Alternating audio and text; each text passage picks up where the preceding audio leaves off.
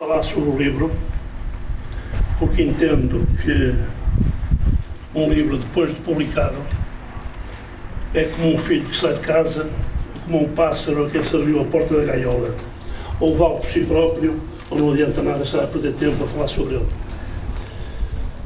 Dentro, nessa medida, apenas dei a explicação que realmente este livro apareceu como um filho fora de tempo. Tinha decidido, por termo esta atividade literária dos meus últimos 12 anos, depois que me formei da advocacia, mas devo este livro a um fator que todos bem conhecemos, foi, enfim, a situação sanitária que vivemos neste último ano. E como tenho um hábito aquiliniano de me levantar por volta das 5 da manhã, não tinha, mas ganhei-o. E podia dizer coisas de velho. A partir das 5 já não me seguro na cama. E são muitas horas, mano, até ao fim da manhã. Mas como tinha estive mais ou menos um dia aquilino na cabeça, capítulo por capítulo, foi praticamente começar a escrever. As tais 2000 e tal horas que eu despendi na elaboração destas menos 300 páginas, só para dar, enfim, um sentido de proporção, é que realmente a atividade, aquilo em que consiste a atividade literária, do ponto de vista de trabalho, de dispêndio de esforço intelectual, não tem significado, não tem conteúdo económico. Porque se me pagassem essas 2000 e tal horas ao preço a que eu pago ao homem que me vem cortar a relva, de certeza que, não quero exagerar, mas corria a cerca de 5 euros a hora, agora está mais caro, daria para cima de 20 mil euros. Também não estava a contar com isso. O próprio Quirino, já no tempo que ele dizia que o escritor mediano, eu peço desculpa se tem pelo atrevimento de me incluir na categoria de escritor mediano, só não pede esmola por vergonha. Tem que ter outra atividade. Essa é a razão porque só depois que me reformei é que tive algum tempo para me dedicar a este tipo de labor. Antes escrevia, mas foram 40 anos a escrever em papel selado. O que me permitiu, valhamos isso, criar os filhos e ajudar a criar os netos, enfim, com algum conforto digamos, de classe média. De maneira que este ano e pico de confinamento teve este resultado. Irei apenas entrar no capítulo dos agradecimentos, e eles são numerosos, enfim, são para cima de meia dúzia, mas tive o cuidado de escrever aqui este papelzinho para que não me passasse nenhum. Este dito papelzinho faz-me lembrar aquilo que era hábito nos pregadores dominicanos de 600 e 700, que chamavam a isto recordatório, e que tem duas grandes virtudes. A primeira é ajudar o pregador, neste caso o orador, a não perder o fio à meada. E a segunda vantagem é evitar que o orador cometa o pecado de incontinência verbal. São duas vantagens apreciáveis. Mas eu vou começar pelos agradecimentos. A ordem é perfeitamente aleatória. Comecei por agradecer ao Conservatório Musical Freirinho, na pessoa dos seus intérpretes e do seu diretor pedagógico, Dr. Artur Costa, terem vindo de tão longe para participar na apresentação do meu livro. Devo dizer que esta cerimónia será exatamente repetida nos mesmos termos no dia 16 de outubro em Sernancelho.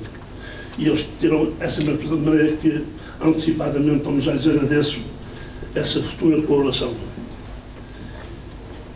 Associando, embora não seja cá nenhum representante, à vinda do Conservatório de Freirinho, cuja direção é presidida pelo meu querido amigo Dr. Carlos Santos, vice-presidente da Câmara de Sernancelho, e que não pôde hoje estar aqui porque sabemos bem que umas eleições prevalecem sobre tudo e sobre todos.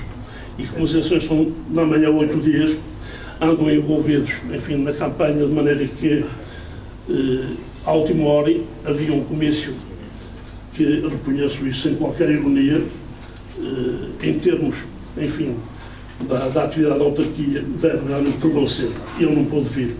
No entanto, não posso deixar de agradecer ao município de Sernancelho o apoio que me tem concedido desde que comecei a publicar sobre Aquilino e que se traduziu, neste caso, num apoio que permitiu a mim próprio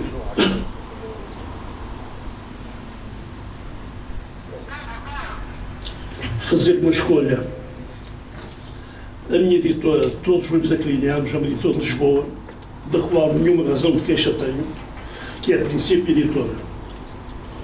Acontece que, conhecendo a Unicep e sendo associado, embora não há muitos anos, e tive a sorte de contar com esse apoio do município de Sernancelho, pude permitir-me a liberalidade, que acho mais que justa, de poder entregar a publicação deste livro à Unicep. A Unicep perdura, vai para 58 anos. Tem desenvolvido um trabalho a todos os títulos notável. E quero salientar que esse trabalho e a existência da própria cooperativa hoje seria uma memória já longínqua se não fosse a devoção, o devotamento, que eu até atrevo-me a classificar de patético, do seu presidente, Dr. Rui Vaz Pinto, um amigo querido, e que condicionou a escolha, porque com esse generoso apoio do município de Sernancelho foi possível à Unicep publicar o livro com os exemplares que a Sernancelho adquiriu, portanto, não correr risco de espécie alguma e, pelo contrário, ainda ter, num futuro previsível, algum ganho com umas centenas de exemplares que lhes ficaram a vender a custo zero. Mas tive muito gosto em dar um pequeno contributo a uma instituição que perdura há 58 anos, que é uma referência cultural no Porto e que realmente só tem conseguido sobreviver ao longo destas quase 6 décadas, mercê do esforço e do devotamento deste homem.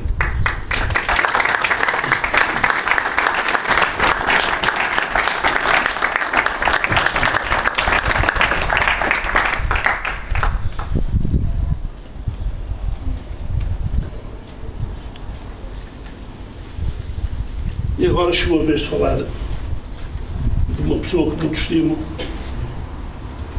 que não nos conhecemos assim há muitos anos, se não me engano desde 2013, já lá vão uns 8 anos, que é o meu querido amigo Dr. José Manuel Mendes, que além de professor da Universidade do Minho e de escritor, é também presidente da Sociedade Portuguesa de Escritores.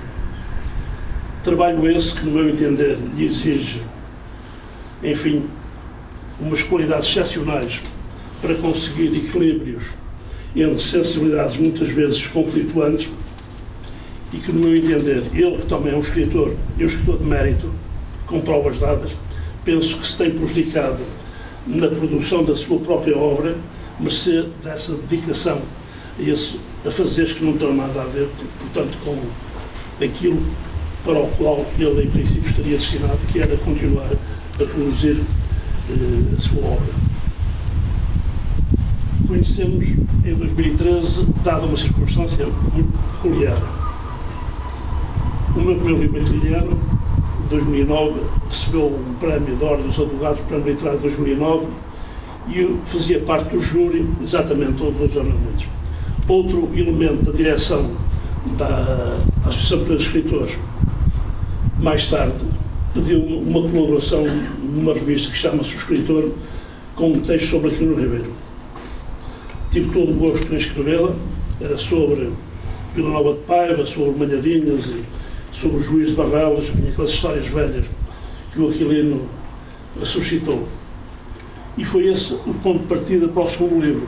Era só sobre o conselho que antigamente até 1880 se chamava Barrelas, mas porque entendiam que a palavra era um bocado, talvez, para ser agradável, mudaram para esse modernismo que eu considero imbecil, Vila Nova de Paiva. Aconteceu mesmo na minha própria terra. Eu ainda hoje prezo-me se chamar ao Conselho onde nasci Vila da Feira, ou então só Feira, porque acho que terem mudado o nome para Santa Maria da Feira não foi um modernismo com o qual eu não engraço nada. Enfim, vivo desde que casei no Conselho de Gaia, mas continuo a sentir-me, e com muita honra, um feirense. Foi lá que eu trabalhei toda a vida e onde passei, digamos, toda a minha vida útil e de criança. Isto a propósito, portanto, do Dom Manuel Mendes, que em 2013 celebraram-se cumulativamente quer o cinquentenário da morte de Aquilino, quer o centenário da sua estreia literária, em 1913, em Paris, com a publicação do Jardim das Tormentas. E a Câmara Senanceira levou a cabo várias cerimónias nas quais participei, e há surpresas que também, simplesmente há surpresas que as pessoas esqueceram-se de mim, tinha de mim para me pedir um texto para a revista Pública, e depois esqueceu-se de mim para me associar a essas cerimónias em Lisboa, tudo em Lisboa, e até com os passeios turísticos à Beira Alta. Eu fiz sentir esse desagrado numa outra ocasião, e quem me respondeu pessoalmente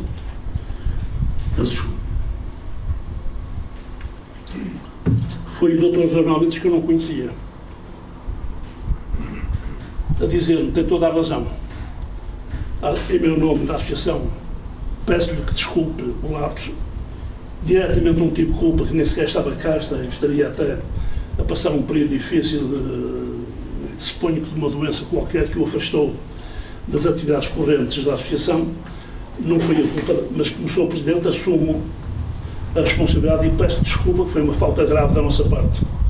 Num país onde ninguém assume culpas, e há essa expressão idiota de que a culpa morre sempre solteiro, quem responde desta maneira, pensei com os meus botões: o homem está classificado quanto a caráter, e não me enganei. De maneira que, apesar de nos conhecermos apenas há 8 anos, tenho na conta de um velho amigo. Isto acontece-nos a todos na vida. Conhecemos uma pessoa durante 20, 30, 40 anos, somos amigos, mas assim qualquer coisa de frouxo, diria mesmo, qualquer coisa de chá requentado, tolentino, não passa daquilo. E há outras pessoas com quem estabelecemos em pouco tempo uma relação em profundidade e em estima, que realmente não há uma explicação racional. Isso aconteceu com o Dr. José Manuel Mendes, que considero como um velho amigo, como aconteceu com outras 2 pessoas que foram com ele, e mais que ainda está vivo, e com o antigo Presidente da Câmara Senanceira, que esteve lá 20 e tal anos, o Dr. José Mário de Almeida Cardoso, e com alguns, de mais 2, 3 que faleceram, o Ribeiro Machado, que, sem eu conhecer, quando publiquei o meu livro, me escreveu uma carta que vem na contracapa deste livro, que eu considero que não trocava aquela carta pelo prémio da Ordem dos Advogados. Eu senti mais orgulho em ter recebido essa carta do que no prémio. Foi o falecido Dom Manuel Martins, Bispo Emérito de Setúbal, que quase não conhecia Aquilino e que, felizmente, digo eu, não comungava daquilo que era um sentimento, direi, generalizado no clero católico.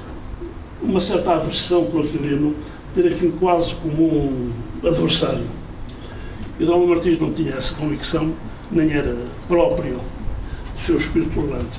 O certo é que o homem começou a ler Aquilino, enfim, aí a partir de 2007, 2008, inclusive fazia-me telefonemas: olha, estou na rua dos Mártires da Pátria, encontrei aqui uma primeira edição da Cadrão do Marighães por 20 euros, o que é que acha?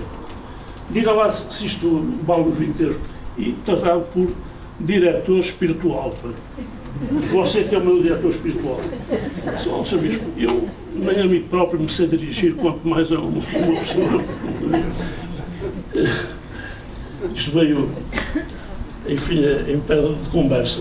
De maneira que, com essas pessoas realmente que foram, elas que estão na minha memória, no meu coração, e que foram realmente os grandes instigadores, os que me deram alento, porque realmente, confesso, não conheço colegas de profissão literária, não frequento capelas literárias, não ajoelho a nenhum altar literário, não tenho gurus literários, salvo o meu mestre toda a vida.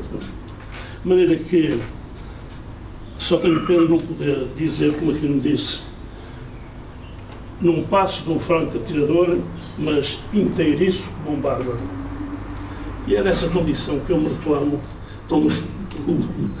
da herança daquilo. De maneira que queria agradecer aos ornamentos o trabalho que teve em ter não só lido como estudado o meu livro, a brilhante intervenção que teve, que me desvaneceu, como é óbvio, vindo de uma pessoa com o caráter, com a envergadura intelectual, com a categoria intelectual do Dr. José Manuel Mendes. Realmente estou-lhe muito agradecido por esse esforço, sabendo muito bem a vida turbulenta que tenho de inaugurações e de cerimónias literárias para as quais é reclamado. Ainda quis fazer-me este particular obséquio de se debruçar sobre o meu livro e de produzir aqui a intervenção com o brilho que todos puderam assistir. Manhaja, portanto, meu querido amigo. A seguir, penso que só me faltará agradecer à Universidade Popular do Porto ter-nos recebido hoje aqui nas suas instalações. Lembrar que esta casa está associada a nomes do mais alto gabarito intelectual desta cidade, como Oscar Lopes, por exemplo, Rui Luís Gomes, que foi reitor depois do 5 de Abril da Universidade do Porto, depois de ter sido corrido a sua cátedra de matemática aqui nesta cidade pela ditadura, e outras figuras também, que é a gênese desta casa. A única forma que encontrei de retribuir, enfim, a hospitalidade foi oferecer-lhe aquilo que eu posso oferecer. Eu mais não serei obrigado. É oferecer um caixote ainda volumoso que está ali, com um exemplar de todos os meus livros, que são 17 ou 18, e que são um trabalho de 12 anos, o que dá uma média de 1,5 livro por ano. Melhor, talvez só 8 livros mesmo, em termos quantitativos. De maneira que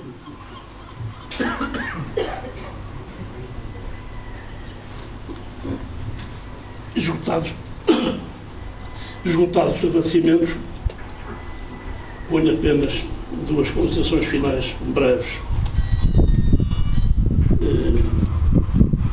Penso que sobre aquilo e a sua obra e a sua vida deve ter escrito qualquer coisa como entre 1700 e 1800 páginas.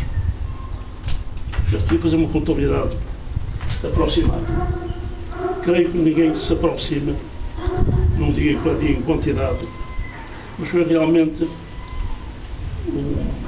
uma atividade que preencheu os últimos anos, desde 2009, 2008.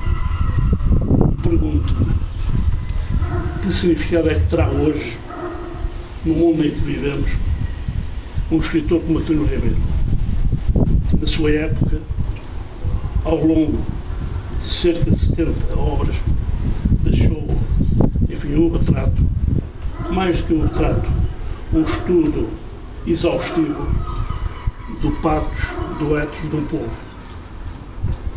E pergunto-me, fará sentido ainda hoje ler, debruçar sobre a obra de um homem que morreu em 63 e que falou da realidade daquela época? Eu estou convencido que o português e a portuguesa dos nossos dias, que vemos na rua de telemóvel pendurado na orelha, no fundo, isso não chega para transformar a realidade íntima de um povo que se formou, que se foi, o substrato de um povo que se foi formando ao longo de quase um milénio. Não é numa geração ou duas que há pequenas transformações, a realidade tecnológica veio para ficar, não temos dúvidas, mas aquilo que vai dentro de cada um de nós, ou então, melhor dizendo, como disse um grande escritor, um grande ensaísta espanhol, Ortega y Gasset, Aquilino não escreveu sobre o homem português, fez mais que isso, escreveu sobre o homem ibérico, sobre o homem da meseta ibérica, de que exatamente a Beira Alta é o promontório ocidental. De maneira que eu tenho para mim que o retrato que Aquilino desenhou do nosso íntimo, quer como pessoas, quer como um povo, continua atual, digamos, na sua parte mais profunda. O resto será a poeira do tempo que se vai acumulando. Quanto ao meu trabalho, quando me encontro de veia mais pirrónica e depois de me ter afastado, este trabalho inevitavelmente provoca isolamento, afastamento. Devo ter descurado os meus deveres até familiares, metido dias e dias, enfim, ocupado com este tipo de trabalho, e pergunto, terá valido a pena? E quando estou de veia mais pirónica, chego à conclusão de que talvez mais me parece ter partido uma perna, ou então, se pedissem com jeito, até talvez as duas. Mas, quando cai em mim, entendo que valeu a pena. Sobretudo por uma razão. Quem corta o osso não cansa. Muito obrigado.